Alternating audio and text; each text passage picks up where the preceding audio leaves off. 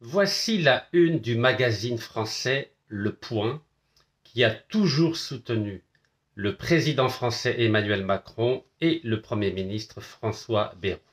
C'est un magazine de centre droit, et ce magazine, daté du 16 janvier, titre « Ils veulent déstabiliser la France, les réseaux du régime algérien », avec la photo du président algérien et de 4 TikTokers. Pour parler le langage algérien, il considère que le président algérien est le chef d'un réseau de Baltagia. C'est une véritable opération d'humiliation et de l'Algérie, et de l'État algérien, et de la nation algérienne. Et cette opération d'humiliation, de pilonnage de l'Algérie dure depuis exactement 2 mois, c'est-à-dire depuis le 16 novembre 2024. Matin, midi et soir, l'Algérie, l'État, le peuple, la nation sont pilonnés dans leur identité, dans leur dignité, dans leur respectabilité et dans leur existence historique dans le Conseil des Nations. Qui est à l'initiative de cette opération de diabolisation de notre pays?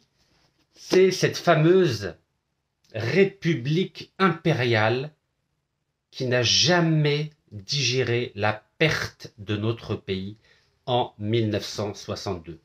Pour rappel, vous savez que la France a accordé l'indépendance à 14 États africains entre 1958 et 1960 afin de ne jamais abandonner l'Algérie. Car à cette époque-là, la France, cette fameuse République impériale du général de Gaulle, voulait concentrer toute son armée, toute sa diplomatie, tous ses moyens financiers et économiques à préserver les 3 départements d'Algérie qui faisaient partie intégrante de cette République impériale française qui n'a jamais considéré les citoyens algériens comme de véritables citoyens égaux au sein de cette même République que les idéologues français appellent République indivisible démocratique. Cette opération de déstabilisation de l'Algérie, qui dure depuis 2 mois, n'est pas prête de s'arrêter. Car cette opération machiavélique, elle est coordonnée comme une opération militaire. Qu'est-ce que j'entends par opération militaire? J'entends préciser qu'il ne s'agit pas d'une crise, comme il y en a eu des dizaines entre Paris et Alger depuis l'indépendance le 5 juillet 1962. Cette fois-ci, nous sommes entrés dans une logique de guerre, pour reprendre une expression utilisée par l'ancien président français Mitterrand à l'aube de l'invasion de l'Irak par 50 pays. Et il suffit de voir cette caricature de Plantu qui est sur les réseaux sociaux pour présenter le comité de soutien à cet auteur algéro-français. Comme vous pouvez le voir, nous avons le drapeau algérien, français, et vous voyez qu'il y a une personne qui est prisonnière, et nous voyons la main d'un militaire qui empêche cet auteur algéro-français d'être libre. Voilà comment ce comité de soutien se présente. Alors, ce comité de soutien, par qui est-il présidé? Les Français ne font pas les choses à moitié quand ils sont dans une logique de guerre. Il est présidé par Catherine Camus, la fille du célèbre écrivain français né en Algérie et récipiendaire du prix Nobel de littérature, car les symboles sont très importants lorsque un pays décide de faire la guerre à un autre. Et ce comité de soutien de 800 personnalités est transversal sur le plan politique et idéologique. Il y a bien sûr l'extrême droite, la droite, mais aussi la gauche, ne l'oublions pas. Nous avons aussi des références intellectuelles qui viennent d'Israël, comme David Gossman, ou nos amis de Ahl el-Kitab, qui sont par exemple de nationalité américaine, mais de culture hébraïque, et je vais vous les montrer. François Hollande, ancien président de la République, fait partie de ce comité de soutien. Et vous savez, il avait été accepté reçu en grande pompe à Alger, par feu président Abdelaziz Bouteflika. François Zimret, avocat et ancien ambassadeur, vous voyez, il serre la main à son grand ami génocidaire, Benjamin Netanyahou, pour que vous sachiez qui est en train de déclarer la guerre à l'Algérie. Je poursuis. Anne Applebaum, voici la fameuse récipiendaire du prix de la paix des libraires allemands, qui fait partie de ce comité de soutien. Et qui est-elle, cette dame? Cette dame a appelé à l'invasion de l'Irak en 2003. Vous vous rendez compte?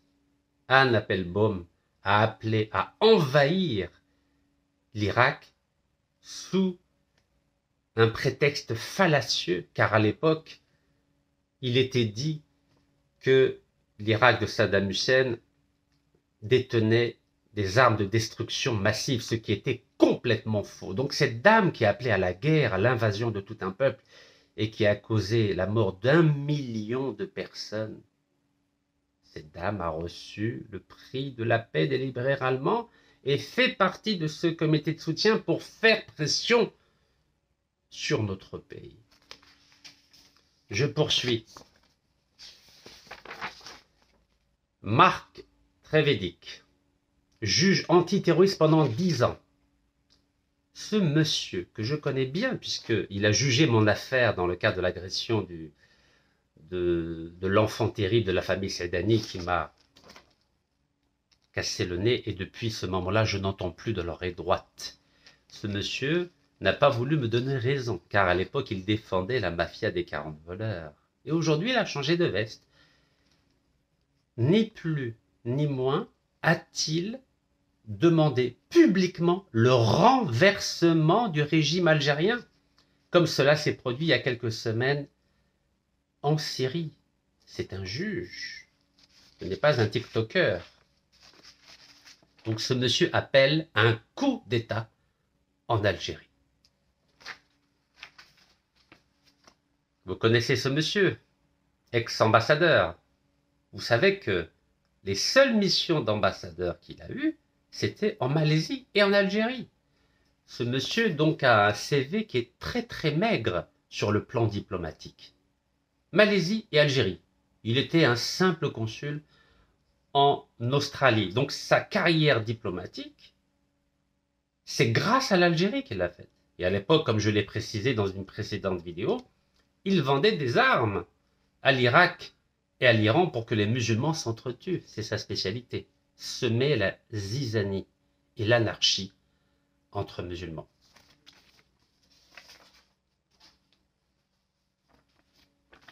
Donc Zimret, je n'ai pas besoin de vous le représenter, je vous le rappelle, l'ami de Netanyahou. Alain Finkielkraut, grand écrivain, auteur notamment de La défaite de la pensée, car dans les années 80, écrivait-il, il n'y a plus de pensée aujourd'hui. Et 30 ans plus tard, il s'est retrouvé parmi les immortels à l'Académie française et c'est un pourfendeur et de l'Algérie et de l'islam et des musulmans. Alors cette entreprise de diabolisation qui s'inscrit dans une logique de guerre fait partie de la première partie. Excusez-moi cette tautologie, mais elle est utilisée à bon escient. La France applique une stratégie qu'on appelle la stratégie de la propagande, qui a été théorisée en 1928 par le neveu du grand psychanalyste, du fondateur de la psychanalyse, Sigmund Freud, et qui s'appelle donc Édouard Bernays. Édouard Bernays, en 1928, il écrit un ouvrage très important qui s'appelle Propaganda. Propaganda, c'est, dit-il, la méthode qui permet de conditionner un peuple en vue d'un objectif bien précis. Et ce Édouard Bernays, donc, qui est le père du marketing, père des relations publiques, père de la propagande, a dit, et je cite, « La propagande, c'est un effort constant et durable pour créer ou façonner des événements afin d'influencer les relations du public avec ou une entreprise, ou une idée, ou un groupe, ou un État. » Et quand on voit la une du magazine Le Point, on voit bien que c'est une application concrète de la théorie de Bernays sur la propagande, c'est qu'il y a derrière ce pilonnage quotidien et de l'Algérie et de notre État et de notre peuple et de notre nation, une volonté de destruction continue et massive des piliers de notre identité, des piliers de notre dignité et des piliers de notre valeur en tant que citoyen d'un État souverain. Pourquoi je vous parle de Édouard Bernays? Le sous-titre du livre, c'est « Comment manipuler l'opinion en démocratie ». Et c'est cela que fait la France en ce moment. Mais à tous les niveaux. Au niveau médiatique, au niveau politique, au niveau diplomatique et au niveau des consciences individuelles et collectives. Cette entreprise de pilonnage de notre pays vise non seulement à préparer l'opinion publique française à une prochaine guerre avec l'Algérie, mais aussi à distiller le doute et l'anarchie à l'intérieur des frontières de notre pays. Et je vais vous citer un exemple. Le 10 décembre 2007, le président libyen Mohamed Kadhafi, qui avait financé la campagne de l'ancien président français Nicolas Sarkozy, avait été reçu en grande pompe à l'Élysée. 10 décembre 2007. Que s'est-il passé 4 ans plus tard, le 20 octobre 2011? Ce même président libyen, qui avait été reçu comme un roi à l'Élysée, dans le jardin de l'Élysée, c'était une faveur exceptionnelle. Jamais un chef d'État étranger n'avait été accepté, admis, autorisé à planter sa tente dans les jardins de l'Élysée, qui, je vous le rappelle, sont à quelques pas de l'ambassade américaine et de l'ambassade anglaise à Paris. Donc ce président libyen, 4 années après avoir été reçu comme un roi, comme un empereur, comme un shahanshah, a été tué par ce même Nicolas Sarkozy qui lui a envoyé non seulement les forces françaises, mais aussi les forces de l'OTAN pour le briser, pour le détruire. Et c'est un peu ce que prépare le président français et toutes les forces politiques, diplomatiques, intellectuelles et médiatiques en France à l'endroit de notre pays. Il ne faut pas prendre à la légère ce qui se passe depuis 2 mois. Il ne s'agit pas d'une crise, il s'agit d'une préparation à une guerre contre l'Algérie, contre sa diaspora. Et on le voit bien avec l'expulsion des TikTokers et YouTubeurs. Car quel est le but de cette de cette couverture du magazine Le Point? C'est de montrer que l'Algérie est soutenue par des personnes sans aucune consistance intellectuelle, alors que l'auteur algéro-français qui est aujourd'hui hospitalisé à l'hôpital Mustapha Bacha à Alger est soutenu par des grandes personnalités politiques, intellectuelles, diplomatiques et médiatiques. En clair, nous ne jouons pas dans la même cour. L'idée est de dénigrer, d'humilier, d'avilir, de salir, pas seulement le président algérien, mais l'Algérie en tant qu'État, l'Algérie en tant que nation, l'Algérie en tant qu'élite et l'Algérie en tant que peuple. C'est comme ça que l'on procède lorsqu'on est dans une logique de propagande. Et je tiens à rappeler pour ceux qui ne le savent pas que cette théorie de la propagande qui a été théorisée, écrite, développée en 1928 par le neveu de Sigmund Freud, a été appliquée à la lettre, non seulement par le régime nazi d'Hitler, en la personne de son ministre de la propagande Goebbels, mais par toutes les démocraties lorsqu'il s'agit de détruire, d'envahir un État qui ne veut plus se faire déposséder de ses richesses naturelles. Cela a été le cas en 1991 et en 2003 en Irak, et cela a été aussi le cas en 2011 en Libye, lorsque les forces de l'OTAN, avec à leur tête le président français Sarkozy, a décidé de détruire non pas simplement un président, Muammar Kadhafi, mais de détruire un pays entier et de tuer un peuple entier. Et vous le voyez que la Libye, qui était considérée comme le peuple le plus heureux au monde, est devenue le théâtre d'une guerre civile qui ne s'arrête pas depuis aujourd'hui, presque 14 longues années.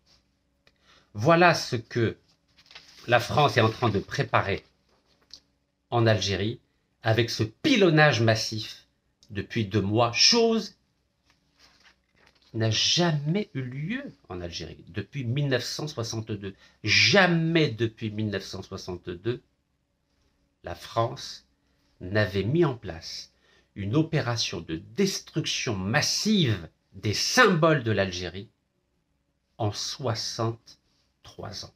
Jamais. Autant dire qu'il faut prendre très au sérieux ce qui se passe en Algérie. L'Algérie est la cible d'une opération de guerre, et on le voit bien en affichant le visage de ces 4 personnes-là.